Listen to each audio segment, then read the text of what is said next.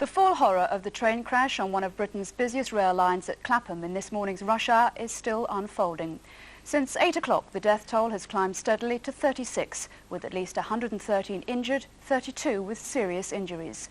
Hospital theatres will be working through the night to continue surgery on the most badly hurt, who were crushed in tangled metal or hit by flying glass. Some had to have limbs amputated to free them. At the scene, work is still going on to clear the wreckage of the 3 trains, and it's feared more bodies may be found. The question everyone wants answering now is, how could it have happened? The government has already promised a full inquiry and has confirmed that it'll look into claims that there were plenty of warning signs that such a disaster could happen. In a moment, we'll be hearing from Transport Minister Michael Portillo and Shadow Transport spokesman John Prescott, fresh from the Emergency Commons statement about the accident. Our reporters have been following the rescue operation throughout the day. We start with this from Martin Bashir, one of the first reporters at the scene. This morning's disaster happened just south of Britain's largest railway station at Clapham Junction. A fully laden commuter train, the 614 from Poole in Dorset, crashed into another which was stationary and travelling from Basingstoke. Both were destined for London Waterloo. A third empty train travelling from Sidings then ploughed into the wreckage from the opposite direction. Within 15 minutes, emergency services were on hand, assisting those who had already crawled out of the wreckage, but it soon became clear that hundreds of people were still trapped within the trains. We were going pretty fast and it went bang, and that was it. We were thrown all over the place. When you came to, what did you see around you in the carriage? Well, I was lying on my back on somebody else. I was just looking up. The first person I saw was my friend Keith over there, who was okay, and he pulled me up. The chap underneath was moaning, and he pulled me up, and we got the other chap out. We had to move all the debris away. And most people stayed on the train, and then a few people sort of open carriages jumped off to try to find out what's going on, see if we could help other people. But the train was all piled up on the embankment, so you couldn't go through anyway. So then a few of us went up to the road and were trying to get the passers-by to clear cars and things to let the ambulances through. As pupils from nearby Emmanuel School offered refreshments to those at the scene, the full horror of this tragedy began to unfold as bodies were lifted from the depths of the mangled trains. The London Fire Brigade, using every available piece of technology, from heat-seeking equipment to steel-cutting machinery, were assisted by over 50 ambulance crews from as far afield as Cambridgeshire and Sussex. That we have good access here from this triangle site. It is daylight, which helps us, but of course the downside of that is that we have to penetrate tangled, massive wreckage, effect an entry into the coaches, to release those who were able to walk, and then to concentrate on those who are trapped, injured, and that is what's going on. The movement of equipment down there, cutting equipment, hydraulic, spreading equipment, first aid, medical teams. In the helicopter above is one of my officers looking from an aerial view to see how we can determine the best approach for the coaches that are, in fact, compressed onto the embankment. Amongst those at the scene were Transport Minister Paul Channon, who surveyed the tragedy from every conceivable angle, and British Rail's chairman, Sir Robert Reid. Well, I walked down from Clapham Junction because that was the quickest way to come. I walked down the track and saw the 3 trains, saw the crushed coach in the middle and the coach on its side. It is an appalling situation. But when you look at the problem down there, it's very difficult to determine how it happened. It's probably a technical problem. We've got difficulties because the driver of one train was killed. He can't give us any evidence. And we'll have to sift through all the evidence we can find to determine the cause. I've seen the wreckage, and as I expect you've seen it from the bridge, it is all extremely sad. I don't want to make a comment now. I think we must wait the inquiry and see what the cause is. But the Conservative MP for Battersea, John Bowis, bemoaned the loss of nearby St James's Hospital with its casualty unit, which closed its doors earlier this year. It's not been helpful. I mean, because that means the major accident emergency hospitals are that much further away. But I'm sure they're all doing everything they can. By midday, all those who had survived the accident had been released from the wreckage, but emergency services have spent the rest of today cutting free the bodies of those who had been fatal victims of this most tragic of accidents. That report from Martin Bashir. We're going over live now to the scene for an update on the situation. Our reporter there is Helena Kekush. Helena, what's the latest news? 10 hours on and the emergency services here are still working flat out. The statistics are grim. So far, 36 bodies have been recovered from this wreckage. BR engineers will continue to work with floodlights overnight to clear the track. The fire brigade is still standing by. They believe 1 or 2 more bodies may still be recovered. I'm joined now by BR Southern Region General Manager Gordon Pettit. Mr. Pettit, the big question, how could this have happened? Well, the answer as to why it's happened is obviously got to wait for the inquiry, but from the work we've done so far, we have established that it's likely that a technical fault which may have emerged during the re-signalling work on the line may be the cause, but we shall have to wait obviously for the full inquiry to establish every fact that we need to confirm that view. When will this track reopen, and when will you be able to guarantee the public that the signals are safe on these lines? Well, as you can see, there's still a lot of work to do, and I am hoping that we will clear the line by tomorrow evening. We may be able to open 2 lines in the morning, but I'm not yet sure at the moment. Mr. Pettit, thank you very much. A grim scene here, and now back to the studio. Thank you, Helena. Rob. Fleets of ambulances ferried most of the casualties to the St George's Hospital at Tooting. Only a week ago, the hospital opened up a new casualty department better equipped to cope with such a disaster. From there, Antonia Higgs has this report.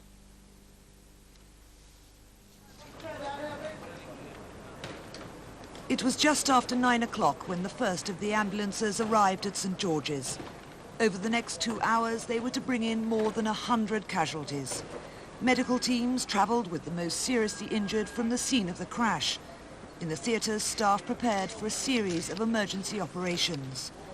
Doctors and nurses who'd been off duty came in as soon as they heard about the crash. For a unit which was only opened a week ago, it was the greatest test. It was organised. Let's put it like that. The receptionist staff, we had voluntary workers coming down, the porters, the ambulance men, they've been fantastic. You can't say anything more. It went very well. To receive 120 patients within 2 to 3 hours and actually then clear the department so that everyone has been looked at and is being continued to be cared for, I think is very good. From the survivors too, there was praise and thanks for the way the hospital staff coped with an emergency of this scale. Despite their obvious injuries, a number talked only of their lucky escape.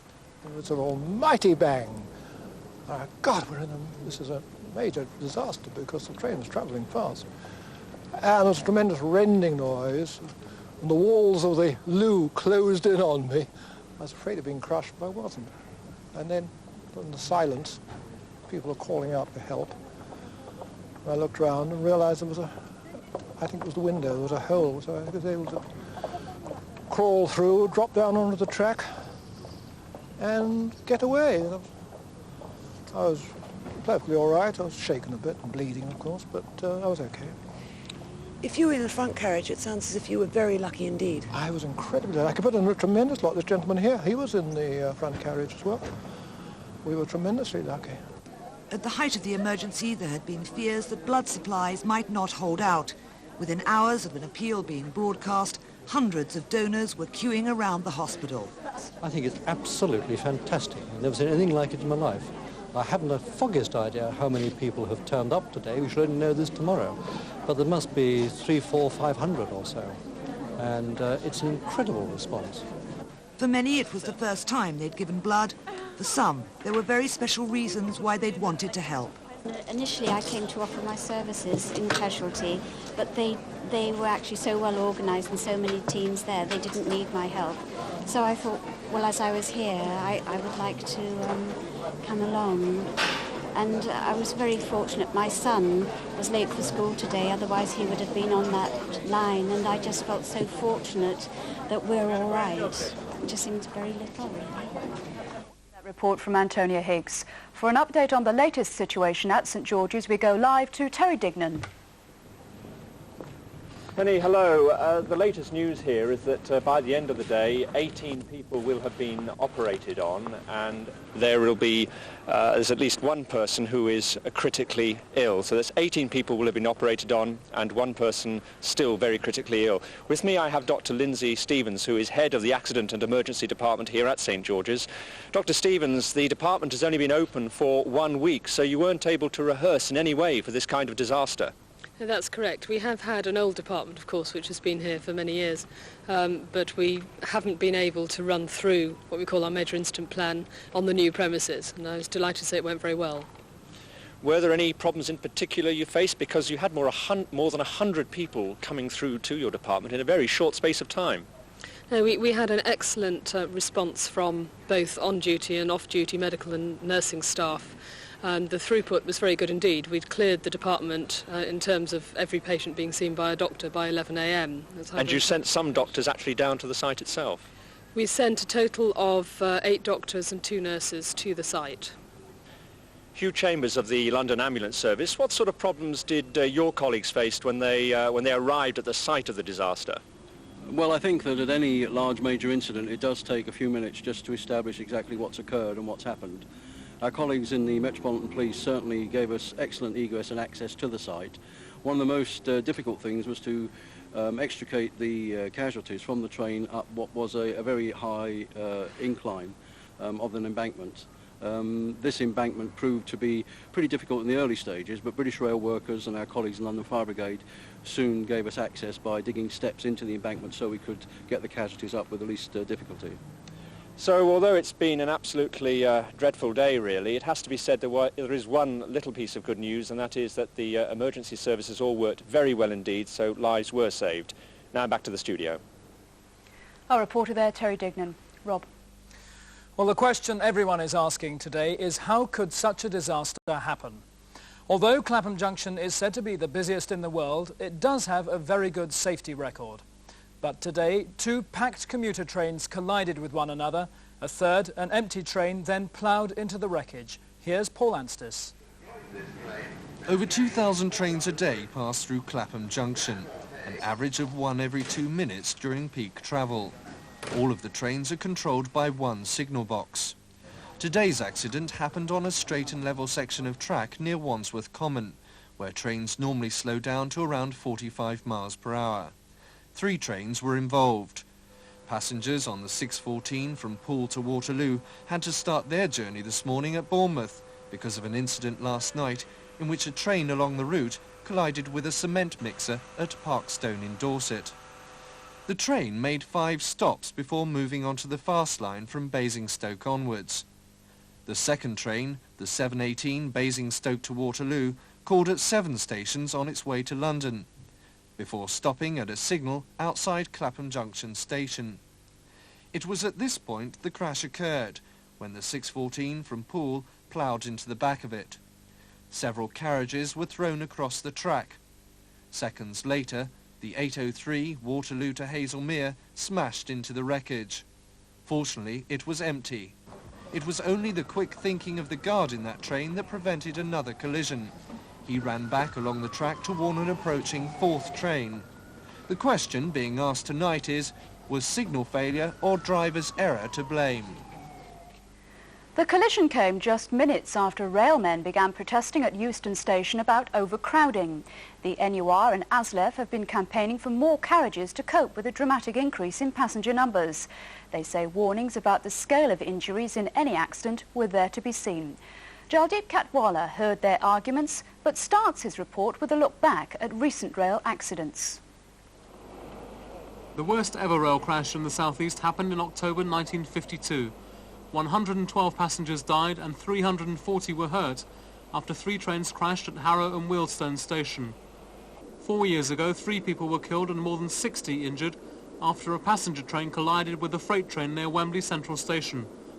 There have also been a number of other accidents where passengers and railway staff have been injured. As more and more passengers travel into the capital, trains appear to be getting more and more crowded. And it's not just commuters who are calling for change. Safety is one of the concerns that the railway trade unions are highlighting today at Euston Station in London. They're bringing issues like overcrowding to commuters as part of their Better Rail campaign. There's two reasons we have to dress up as sardines. Firstly, there's a new rule brought in by British Rail that says if we dare to tell any member of the public how terrible British Rail is, we're going to be sacked, which is why I have to hide myself. And secondly, it represents the terrible overcrowding on British Rail trains. What implications are there for safety of overcrowding? Well, the trains are so packed that it's now become very dangerous to travel on British Rail trains. The overcrowding is so phenomenal that it's just very dangerous. The unions think the government should spend £137 million a year, as well as a one-off payment of £500 million on improvements. So the campaign is to solicit support from the travelling public to put pressure on the parliamentarians to create the necessary finances to help the services. And it seems commuters too are fed up with the quality of the service they get from British Rail. Well, not only do I think they're overcrowded, they're also incredibly dirty, and what really annoys me is that you pay so much money for this service. I come from Bushy, the trains aren't too bad from there. If I'm travelling anywhere else in London, it's absolutely shocking. It's really, I mean, I fully sympathise with what these people are trying to do. But today's main concern is over how the Clapham Junction accident could have happened. Overcrowding is one of the factors likely to be considered by two investigations, an internal British Rail one, as well as a public inquiry. In the Commons this afternoon, Labour's transport spokesman John Prescott asked for a full statement about the incident. He claims there's been underinvestment in the rail network for years, with safety as a low priority. He joins us now from our Westminster studio. Good evening, Mr. Prescott. Can I start by asking you briefly for your response to the scale of this tragedy? Well, it's a really terrible accident, and one can only express one's feelings to those that have suffered in this. But I think what it's more important to do is to look at the causes of it and actually ask ourselves whether a proper inquiry can be done, an independent public inquiry, and I'm a bit concerned that the government today has announced that it's really going to be a departmental public inquiry. I'm not very happy about that. I think it should be answerable directly to the Health and Safety Executive and an independent one, looking at the matters of the resources involved in safety and whether there should be an independent body to supervise safety in the British Rail. You obviously feel that safety had a lot to do with today's incident. I don't know. Nobody knows yet. We've got to look at the circumstances of it. But if you look at the Inspector of Rail's report by the Department of Transport, it's seen that deaths and major injuries have increased by something like 64% since 1982.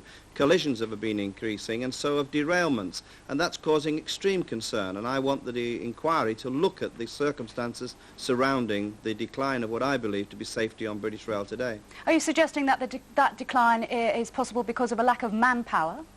Well, I think all things contribute to high levels of safety. One is manpower, other one is resources, making sure we have the modern technology. The government's making a great deal of claims about a lot of investments being done, and they're quite right about that.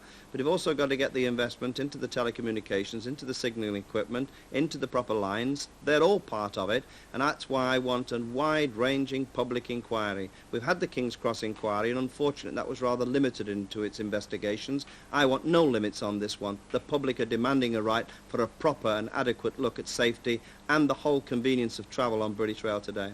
Mr. Prescott, thank you for joining us on this rather sad evening. Thank you. One of the region's leading public transport pressure groups, Capital, say overcrowding and staff shortages have left the rail system at breaking point. Like Mr. Prescott, they've called for major investment. Their policy coordinator, John Stewart, has joined us. Good evening. Are you suggesting that this was an accident waiting to happen? I think that's undoubtedly the case. The system has been creaking at the seams for so long that something had to give, and tragically it has given today at Clapham Junction. Have you any specific evidence about the situation at Clapham Junction? I think particularly the signalling. The signalling on the southern region has been in a terrible state for years. In 1986, the latest available figures, 70% of signalling faults were in the southern region. That's 70% given over the whole country. Now, our suspicion is that minor signalling faults are not given the attention they ought to be, and this is the result of it. Are you suggesting that this could happen again? There could be a repeat of this catastrophe elsewhere? Unless real steps are taken to invest more money in the system, it could easily happen again. What would you like this public inquiry to cover? You represent the consumers' interests. We've heard from Mr. Prescott about what he wants. What would you like to see emerge at the end? Consumers have got to feel safe on the system. They don't at the moment. The inquiry has got to look into this fact, whether there's enough, whether the government can run a safe system, whether British Rail can run a safe system, given the lack of government investment. Thank you very much indeed for joining us this evening, Mr. Thank Stewart. you.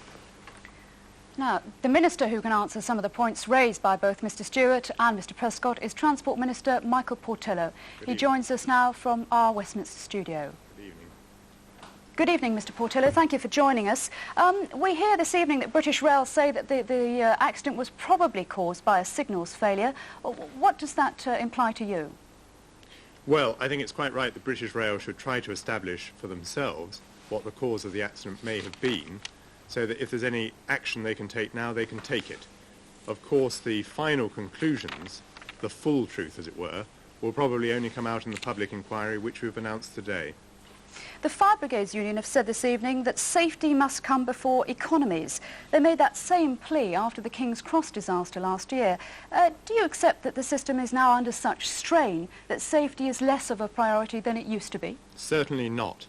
The Fire Brigade is absolutely right to say that safety must come before economy. It is absolutely the first priority of the operators of the railway. There is no doubt at all about that, either in the government's mind or in the mind of British Rail. I see no evidence at all to suggest that any economy measures have contributed to this accident, but the public inquiry will investigate the full circumstances. Minister, commuters' confidence in the rail network must have been shaken not only by the incident today but also by the King's Cross disaster last year. What can you do to assuage those fears? Well, obviously the public inquiry is most important in establishing what the cause of the accident has been, and therefore we hope in avoiding any similar recurrence. I think I would say, though, that the record of the railways over the last 20 years has been one of steadily improving safety, bearing in mind that they are carrying more and more passengers every year. So although this is a terrible tragedy, which obviously blots that record, the record over the years has been of steadily improving safety, and of course the railways are, for example, a great deal safer than the roads. Many people might query that after today's incident. However, will the inquiry that you're setting up consider the allegations made by people like Mr. Prescott of underfunding of British Rail? Well, I find that just the most incredible proposition to put forward. I mean, the investment that's going on into British Rail at the moment is really at a record level. There's been a huge amount over recent years. There's an enormous amount planned for years to come. I mean, this particular line we're talking about has an immense re-signalling programme and a lot of new rolling stock on it. So there's clearly been a lot of investment in British Rail. What would you say to relatives of those who've been injured or indeed killed today? Well, I would just like to join all of those who have sent their deepest sympathy. This is obviously a terrible tragedy. I'm sure that we should also at the same time say how magnificent the rescue services have been, because without those rescue services operating so efficiently, who knows whether the toll might not have been still higher. Mr. Portillo, thank you for joining us from the Commons on this sad evening. Thank you. Rob. And now other South East news stories today in brief. An Old Bailey jury has heard how a 20-year-old man from South London died a hero when he tried to break up a fight. Robert McHale of Battersea bled to death in the street after he was stabbed at a party. The murder weapon has never been found. Gregory Pawsey, who's 18 and comes from Balham in South London, denies murder.